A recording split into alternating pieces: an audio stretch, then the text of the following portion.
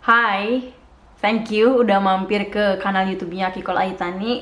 Di video kali ini aku nggak akan panjang-panjang, cuma pengen bahas beberapa kebingungan dari teman-temanku di Instagram yang ikutan kuisku tiap pagi jam 9 rata-rata.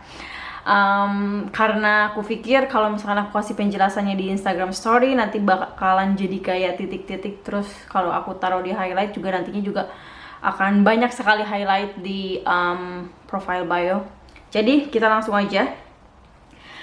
Yang paling banyak ditanyain di quiz 2 hari yang lalu itu adalah tentang kenapa I, you, and them, bukan I, you, and they. Untuk kalian yang mungkin gak ikutan quiz aku di Instagram, aku kasih konteks. Jadi quiznya itu kemarin kita bahas tentang simple present tense dan ada soal yang kalau nggak salah I, you, and them are good friends. Kenapa I, you, and them bukan I, you, and they? Karena I itu kan jadi yang ngomongnya si I kan, aku nih orang pertama tunggal. I, you itu kan maksudnya ke kamu atau kalian. Artinya menjadi objek kan, aku, kamu, kamunya itu jadi objek. Nah, si they-nya ini merekanya pun jadi objek. Nah, kalau misalkan kita ingat-ingat kan kalau subjeknya they, objeknya itu adalah them. Jadi I, you, and them, aku, kamu, dan mereka. Jadi si kamu dan merekanya ini adalah objek. Jadi yang subjeknya itu cuma si I aja, karena si I yang ngomong, yang jadi orang pertama tunggal. Jadi you dan them-nya itu adalah objek. Jadi kita pakai them. Itu yang pertama.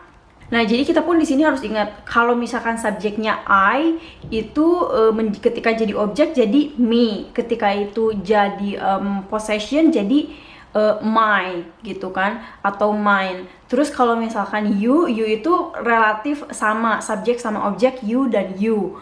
Kalau misalkan possession jadinya your atau yours. Terus kalau they subjeknya, objeknya jadi them.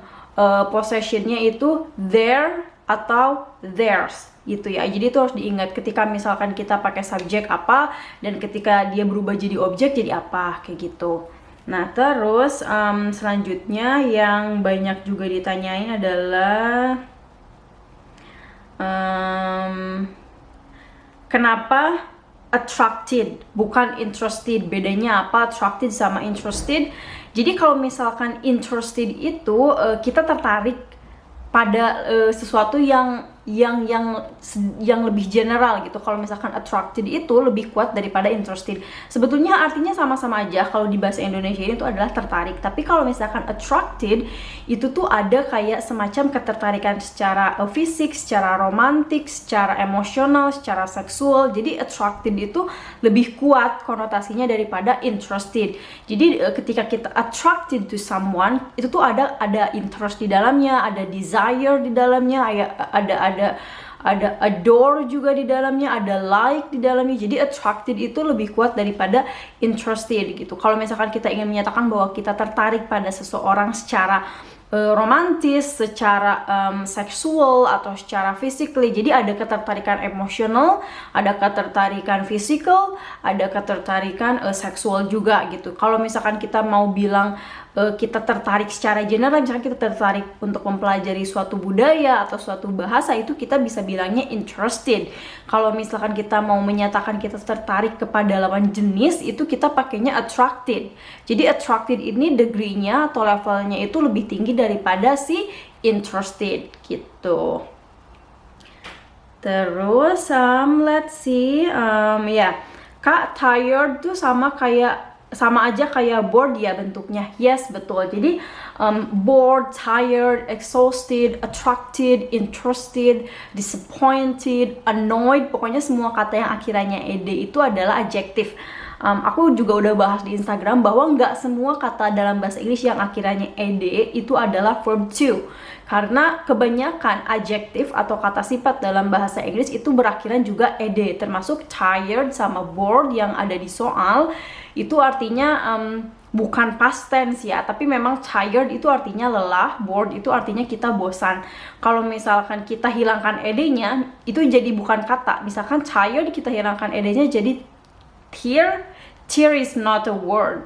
Terus bored kita hilangkan ed-nya jadi bore, I don't even know if it's a word as well. Jadi tired sama bored itu konteksnya sama. Kalau misalkan kita pengen bilang kita lelah, kita bilangnya I'm tired. Tapi kalau misalkan kita pengen bilang aduh ini tuh melelahkan sekali gitu. Misalkan kita lagi ada banyak pekerjaan, kita lagi ada event, kita lagi ada project, terus kita capek, kita bilang aduh ini tuh melelahkan. Kita bisa bilang this is so tiring gitu ya.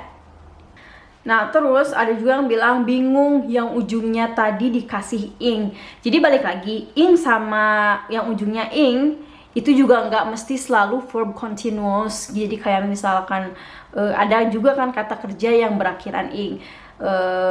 Ada juga kata sifat atau kata keterangan yang juga berakhiran ing. Jadi kayak misalkan attracted itu biasanya pasangan katanya adalah attracting. Interested adalah interesting. Tired, tiring. Disappointed, disappointing. Exhausted, exhausting. Jadi yang akhiran ed-nya itu adalah yang kita rasain.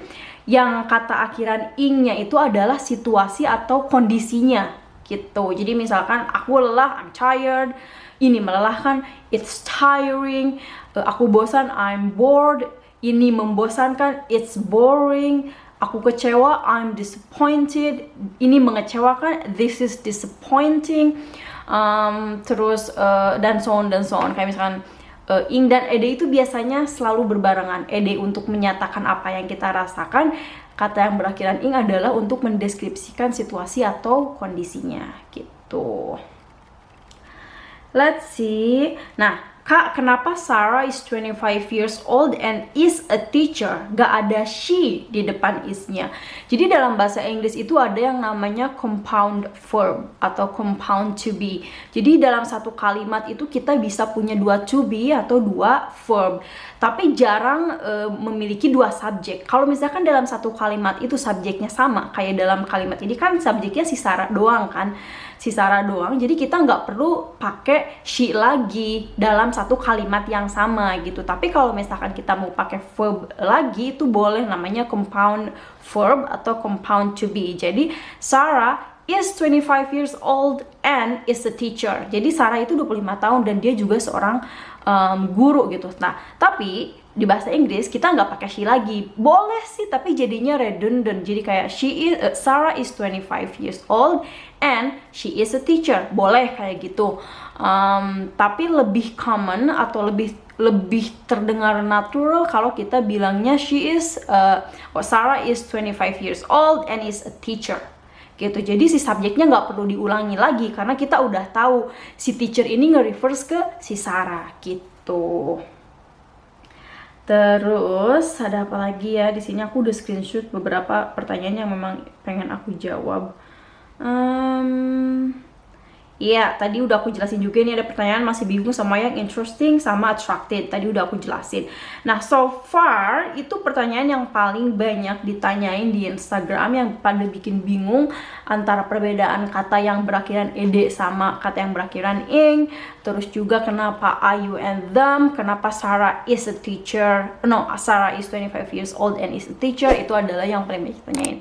Dan itu penjelasanku. Aku juga mau kasih tahu nanti di akhir video ini ada lampirannya beberapa kata yang akhirannya ed dan itu adalah kata sifat, bukan kata kerja dan bukan past tense gitu. Oke, thank you for watching. Nanti kita ketemu lagi di penjelasan kuis selanjutnya. Bye bye.